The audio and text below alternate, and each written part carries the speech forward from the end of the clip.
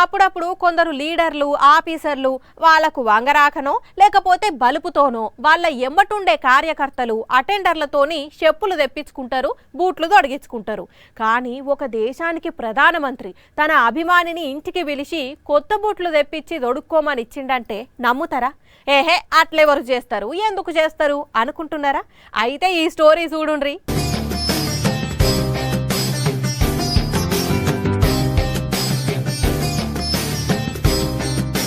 కాళ్లకు చెప్పులు లేకుండా నడిచొస్తున్న ఈయన పేరు రాంపాల్ కశ్యప్. హర్యానాలో ఉంటాడు.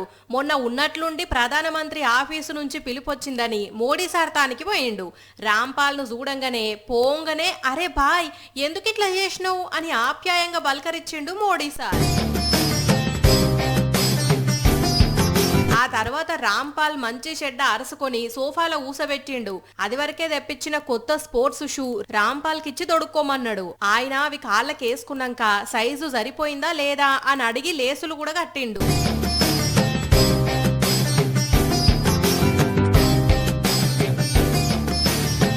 ఒక దేశానికి ప్రధానమంత్రి అయ్యుండి ఇట్లా బూట్లు తెప్పించుడేంది, అసలు ఈ రాంపాల్ ఎవరు అని మీ లెక్కనే చాలా మందికి డౌట్ వచ్చింది. అసలు ముచ్చట ఏందంటే హర్యానాలో ఉండే ఈ రాంపాల్ మోడీ సారుకు వీరాభిమాని. మోడీ సార్ ప్రైమ్ మినిస్టర్ కావాలి, నేను ఆయనను గలవాలి, అప్పటిదాకా కాళ్లకు చెప్పులే తొడగను అని 14 ఏళ్ల కిందట ప్రతిజ్ఞ చేసిండట. మోడీ సార్ అయితే ప్రధానమంత్రి అయిండు, కానీ రాంపాల్కు మోడీ సార్ను కలుసుకునే ఛాన్స్ దొరకలే. అందుకే 14 ఏళ్ల నుండి కాళ్లకు చెప్పులు లేకుండానే తిరుగుతున్నాడు. మొన్న ప్రధానమంత్రి హర్యానా టూర్కు పోయినప్పుడు రాంపాల్ ప్రతిజ్ఞ గురించి తెలిసి ఆయనను పిలిపించి కొత్త బూట్లు తెప్పించి తొడుక్కోమని ఇచ్చిండు.